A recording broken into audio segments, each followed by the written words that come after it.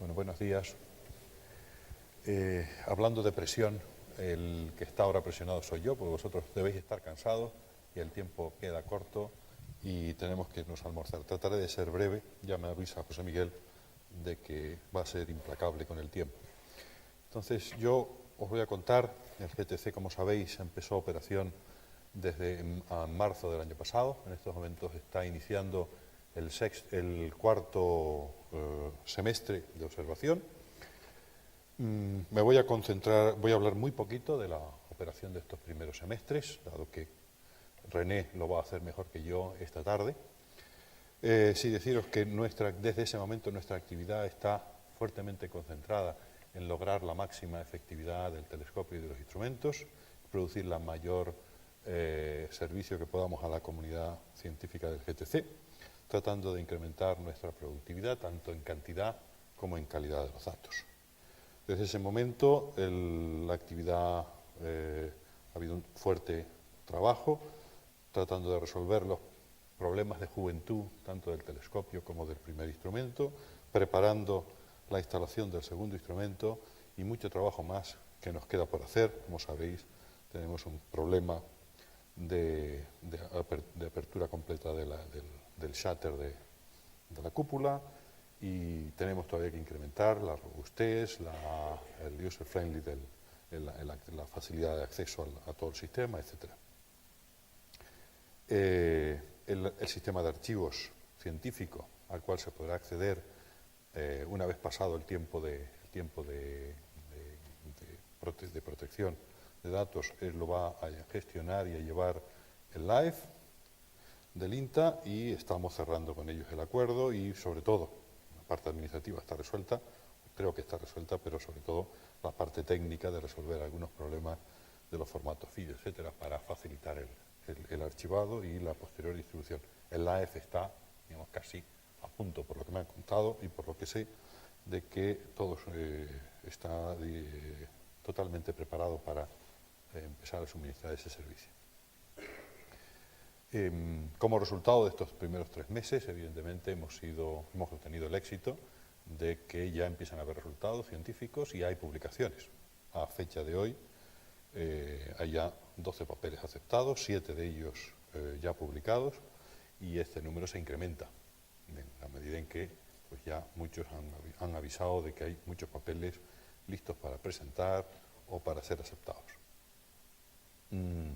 Quizá señalar el que de todo este conjunto, bueno, aunque la mayor parte de los datos van a la comunidad científica española, tan solo 5, el investigador firmante, el primero de estas 12 publicaciones, es de un centro español. ¿Perdón? Turquía. Sí, 4 de Estados Unidos, un italiano, un turco y un Reino Unido. Una de nuestras actividades también, en la medida en que podemos y que en los presupuestos y el tiempo nos lo permite, es tratar de mejorar y facilitar la comunicación con la comunidad, tratando de mantener nuestras páginas web al día lo más posible y suministrar información, pedir el uso de nuestros formularios de información a los usuarios que reciben datos. Tenemos montados un helpdesk. A todos los investigadores que tienen acceso al telescopio les suministramos un punto de contacto para toda la información que puedan necesitar y tenemos también desde el año pasado hemos creado el comité de usuarios. El objetivo de este comité de usuarios evidentemente es el de hacer de interfase o de una de las interfaces con la comunidad, con los usuarios, y de suministrar información en las dos direcciones para tratar de percibir lo más fácilmente posible y lo más profundamente posible cuál es la perspectiva de los usuarios y las preferencias, y tratar de buscar soluciones dentro de nuestra organización y lo que los presupuestos nos van a permitir. Los miembros del comité o el comité se le pide también que tenga una posición activa, accediendo, digamos, cuestionando, digamos, la comunidad científica, los usuarios, sabiendo un poco de cuáles son sus solicitudes y opiniones. Hemos abierto una una zona en la página web donde tratamos de poner pues, la información que proviene de del comité de usuarios, las convocatorias que hacemos, al menos un resumen, digamos, de las minutas, de la información en las distintas reuniones. Han habido solo hasta ahora 2 reuniones. Tratamos de reunirnos al menos un mínimo de 2 veces al año, de tal forma que sea un poco antes, mes y medio, 2 meses antes de la siguiente llamada de petición de ofertas, de tal forma de intercambiar la información de cómo pretendemos hacerlo y de tratar de optimizar y de resolver los problemas que podamos percibir en la siguiente llamada de propuestas de observación. El comité de usuarios está formado por 8 miembros, 6 de la Comunidad Española, 1 de México y 1 de Florida, y están en principio previsto que tengan una continuidad de 2 años, aunque podrían extenderse hasta que lleguemos a un régimen regular. La actual composición es la que tenéis ahí. He de manifestar mi total falta de éxito, no de éxito, de suerte, o probablemente de ineficacia en tratar de que haya algún miembro femenino de la comunidad en la composición, pero os puedo asegurar que lo resolveré lo antes posible. Me concentro a partir de ahora, y dejo la parte de operación para René esta tarde, me concentro un poco en los planes de observación. Y me basaré un poco en esta representación, donde en un espacio de longitud de onda y resolución voy a tratar de presentar los distintos instrumentos OSIRIS, que ya están en el telescopio, y los futuros instrumentos que vamos a ir instalando, o tenemos previsto, o queremos prever. OSIRIS, como sabéis, está instalado desde el principio de que operamos, desde marzo. Se ha iniciado, es un instrumento que ha sido desarrollado por un consorcio muy amplio, liderado por el Instituto de Astrofísica y donde grandes partes del instrumento han sido construidas y suministradas por el Instituto de Astronomía de la Universidad Autónoma de México. El investigador principal es Jordi Cepa y es un instrumento, es una cámara y espectrógrafo para trabajar en el rango visible, con un campo no viñeteado de 7,7, etc. Quizá la principal particularidad de OSIRIS es la disponibilidad de los filtros sintonizables, claramente pensados para unos específicos programas de observación de tiempo garantizado por parte del equipo que lidera Jordi, pero que a lo largo del desarrollo de las observaciones yo al menos me he llevado una sorpresa. Igual está en los planes de observación del instrumento o en las posibilidades de ciencia con el instrumento, pero da la impresión de que se han descubierto una mina los que investigan tránsitos de planetas alrededor de estrellas, porque ahí se concentran casi el 25% de las publicaciones actualmente realizadas y hay una buena cantidad de programas de observación. Y algunos de estos resultados son realmente espectaculares. Evidentemente, muchos sabéis que OSIRIS, en todas estas funcionalidades que pongo aquí, OSIRIS no está completo, no todas ellas están disponibles, solo está disponible la espectroscopía multirendija y la capacidad de imagen con filtros anchos y con el filtro sintonizable rojo.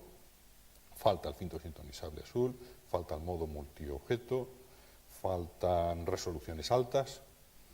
Es algo que estamos trabajando y que el Instituto de Astrofísica tiene todavía pendiente de resolver y se ha comprometido a ello. Esta es una imagen familiar, creo que principios de diciembre del 2008, cuando el instrumento fue instalado por primera vez en el telescopio. Tras OSIRIS, el siguiente instrumento que vamos a instalar, que estamos instalando en estos momentos, estamos preparando ya la instalación, es CanariCam.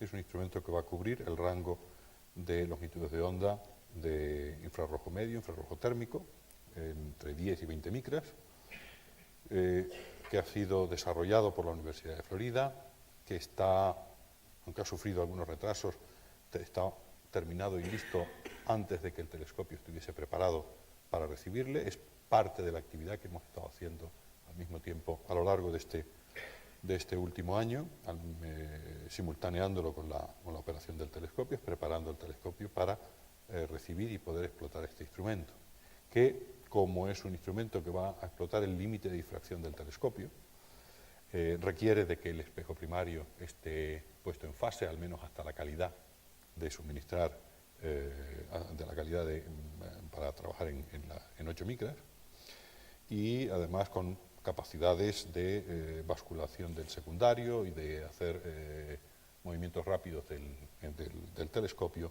para hacer fotometría diferencial. La particularidad especial de CanariCam es que tiene unos modos de observación, en la coronografía y la polarimetría, que son realmente novedades en telescopios de este tamaño. Y deberían de permitir, evidentemente, capacidades de observación o descubrimientos que no son accesibles a otros telescopios de esta clase. En estos momentos estamos preparando el instrumento y el telescopio para su montaje. Creo que la fecha que tenemos prevista de instalación del instrumento es el próximo lunes 20, si todo marcha. Iniciaremos a partir de ese momento las primeras puestas a punto del instrumento, y que va a durar en función de cómo se desarrolle esta puesta a punto y los problemas que puedan surgir. Pues nuestra expectativa es que, si todo va bien, podamos empezar a hacer algún programa científico de los que ya se han presentado, aunque asumiendo el riesgo de que puedan no ejecutarse y que el instrumento pueda no estar, el instrumento o el telescopio puedan no estar correctamente a punto, los podamos hacer en este semestre que ahora se inicia. Esta es una vista. El instrumento realmente es una especie de pulga adherida al telescopio, no abulta más allá de 1 metro en sus dimensiones.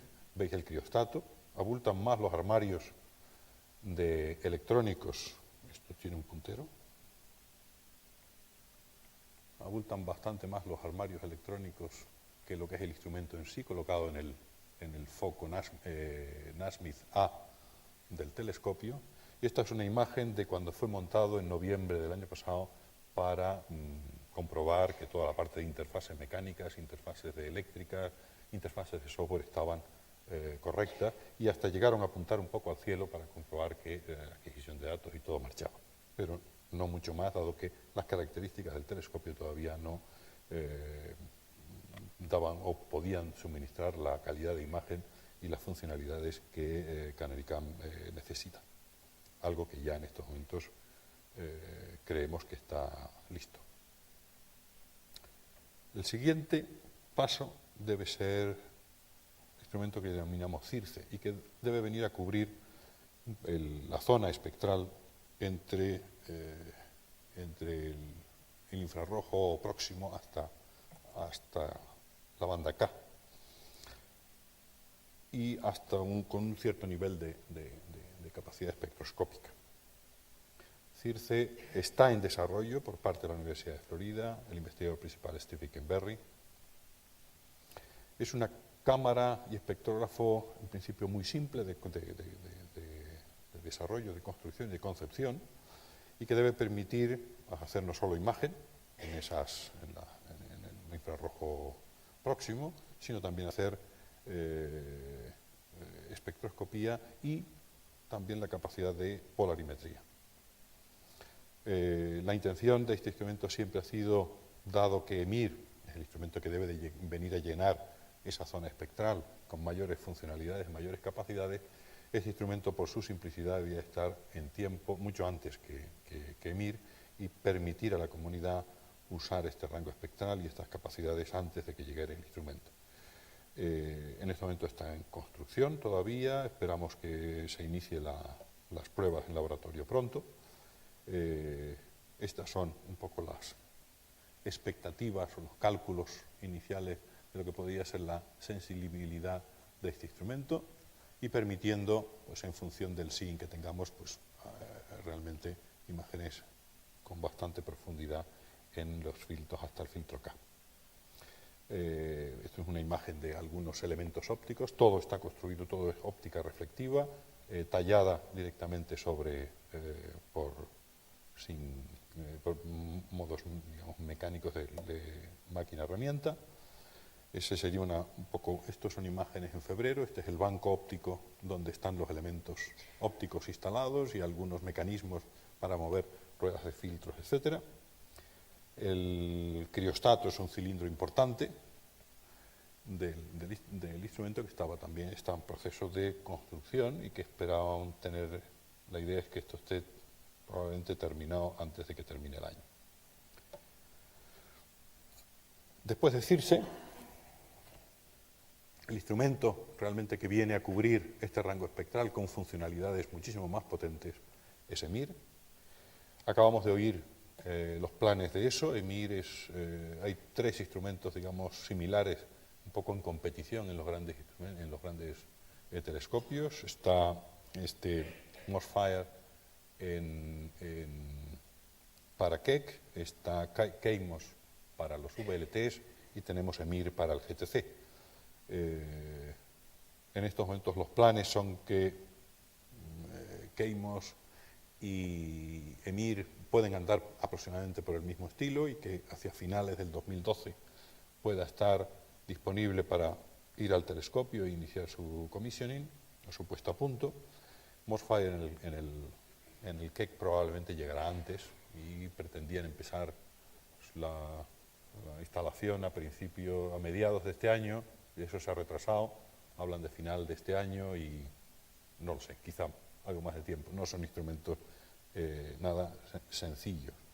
Esto es un instrumento que viene a cubrir el rango espectral del infrarrojo próximo y nos va a permitir un campo bastante importante, prácticamente casi de 7 por 7 minutos de arco, con un modo MOS, con un modo de multiobjeto que nos va a permitir manejar hasta 50 o 55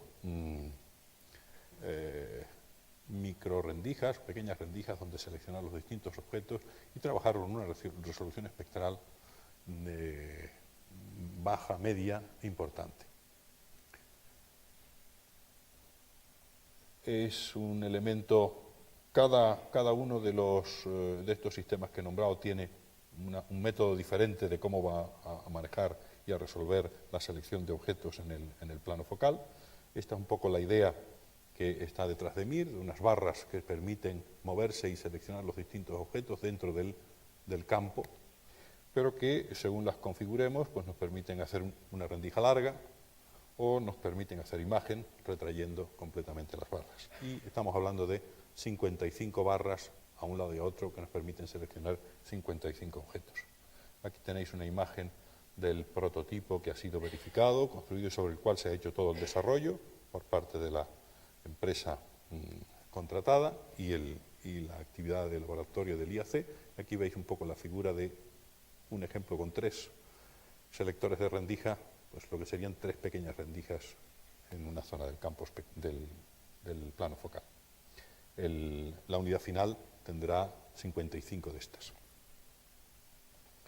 Este es otro elemento, prácticamente está todo o casi todo en construcción, muchos de los elementos están ya entregados, la óptica está entregada. Esto es un elemento bastante complejo que nos permite, aquí va situado el detector, el sistema de detección de EMIR, y esto nos permite hacer todo tipo de movimientos del detector para hacer enfoque, para hacer correcciones de flexión y hacer movimientos del detector en el plano del detector. Está a la falta, quizá el elemento más importante que les tiene bloqueados para iniciar la integración es el criostato, en el cual va encerrado todos estos elementos. Este es el banco óptico sobre el cual se montan todos los distintos elementos y que va al final encerrado en un enorme criostato que sí que va a llenar completamente, a diferencia de lo que hace Canaricam, va a llenar prácticamente toda la plataforma NASMIS del GTC. En tiempo, siempre y cuando no hayan retrasos entre uno y otro, el siguiente en aparecer en el telescopio sería FRIDA. FRIDA viene a cubrir también el mismo rango espectral, pero es un instrumento para trabajar en óptica adaptativa. Nos va a permitir tener una mayor resolución espacial y nos va a permitir también una resolución espectral de hasta 30.000. FRIDA también está desarrollada o se está desarrollando por un importante consorcio de los distintos centros de investigación de la comunidad del GTC y está liderado por el Instituto de Astronomía de la UNAM en México y participan pues, centros españoles y participa también la Universidad de Florida. El IP es José Antonio López, Alberto. O sea, Alberto López del Instituto de Astronomía. La particularidad de Frida, evidentemente, es un instrumento de óptica adaptativa, va a trabajar con mucha resolución espacial en un campo pequeño, estamos hablando de campos entre 20 por 20 minutos, o 10 por 10 minutos, 40 por 40, segundos de arco, y con distintos modos espectroscópicos y usando una unidad de campo integral que va a permitir entrar en el espectrógrafo y tener estas distintas resoluciones. Actualmente está en proceso de diseño, no en proceso de construcción. El diseño final, el diseño de detalle está previsto para la revisión de diseño de detalle para final de este año, probablemente principios del año que viene, y la idea es que pueda estar disponible en el telescopio, pueda llegar el telescopio hacia 2013. Me están presionando, voy a ir un poco más ligero. Las ideas de nueva instrumentación ha sido una larga discusión en el seno de los distintos comités del GTC, del Gran Telescopio Canarias, arrancando desde el Comité Científico Asesor, años A, en distintas discusiones y comunicaciones con la comunidad científica, tanto española como de los otros socios. Se creó un comité específico ad hoc que dio sus recomendaciones en el 2008 acerca de lo que podría ser y debería ser el futuro desarrollo de la instrumentación del GTC, haciendo una perspectiva en comparación con lo que otros telescopios y otros estaban pensando y haciendo, y distintas discusiones en lo que es el comité de seguimiento del telescopio, que son al final los que toman las decisiones. Y finalmente la intención es, necesitamos cubrir la alta resolución, la zona de 50, 70 hasta 100.000, y esta es una posibilidad que estamos explorando, que es la utilización en una colaboración entre el Instituto de Astrofísica y el grupo Isaac Newton, de la utilización de un espectrógrafo, o de muchos elementos de un espectrógrafo que fue usado en el William Herschel, que es el Utrecht Gel Spectrograph, y es algo que tenemos en estudio, pensando que puede ser una solución rápida. El tiempo que ha pasado ya no es una solución rápida, pero probablemente una solución bastante económica. Y lo que en estos momentos estamos metidos, estamos fuertemente concentrada la actividad de planificación y de discusión, es para conseguir nuevos instrumentos que cubran este rango espectral y de resolución. 2 espectrógrafos que nos produzcan unas resoluciones entre 10 y 20.000 en el rango espectral entre el visible y el infrarrojo próximo. Esto es lo que estamos buscando. Esto es lo que venimos buscando desde hace muchísimo tiempo, en el visible tener estas resoluciones con un instrumento que tenga capacidades de multiplexado importantes, y esto es una novedad, extender estas capacidades en el rango del infrarrojo próximo. Para ello seguimos un calendario que lanzamos a principios del año pasado una llamada de cartas de intención, a la cual tuvimos más respuesta sorprendentemente de la que inicialmente esperábamos. Tuvimos hasta 7 manifestaciones de interés. Con esta información hicimos un anuncio de oportunidad que lanzamos en septiembre para hacer el desarrollo competitivo de distintos diseños conceptuales. El deadline fue final de mayo pasado, principios de junio, al cual además estaba la posibilidad de ser parcialmente financiados por Grantecan, y algunos de ellos recibieron financiación. La intención era revisar estas propuestas una vez llegaran a lo largo del mes de julio y tratar de tomar una decisión y tratar de firmar contratos antes de que finalizase el presente año, con instrumentos que en el anuncio de oportunidad se les pedía que diesen sus planes para ser completados en estas fechas y poder disponer de estos instrumentos en la segunda mitad de la próxima década. Recibimos 5 propuestas, de las cuales válidas con relación a la llamada de oportunidad tan solo fueron estas 4, y esta es una magnífica propuesta, pero no cumplía y fue rechazada porque la resolución era mucho inferior, muy inferior a la que se estaba pidiendo. Brevemente, los instrumentos los podéis, hay cierta información que tenéis disponible en las páginas web del GTC, en la zona de en la parte de instrumentación, y en el visible tenemos 2 propuestas, una propuesta realmente, todas son potentes, pero este es un instrumento particular que propone utilizar un campo de visión mayor que el que estamos proponiendo, a base de eliminar el rotador estándar de GTC y las facilidades de adquisición y guiado que este tiene. Necesita acoplar un corrector de dispersión atmosférica que desarrollaría, y sería un robot con una capacidad de hasta 1000 fibras para seleccionar 1000 objetos, y también con modo con IFUS en un campo menor de hasta 2 minutos de arco, con resoluciones entre 10.000 y 20.000. El plano focal sería algo así, donde estos serían aproximadamente 15 minutos de arco, donde aquí tendríamos pequeños robots que nos están moviendo las fibras y nos permiten ubicar las fibras en distintos lugares. Aquí tendríamos 4 IFUs para moverse en el campo de 2 por 2 minutos de arco. Y como decía, es un instrumento que ha sido propuesto por la Universidad de Florida. Este es el investigador principal, Jan Ge, y estos son los centros o investigadores de estos centros, forman parte del consorcio del que desarrollaría el instrumento, y están detrás, digamos, de la propuesta o del caso científico que defiende este instrumento.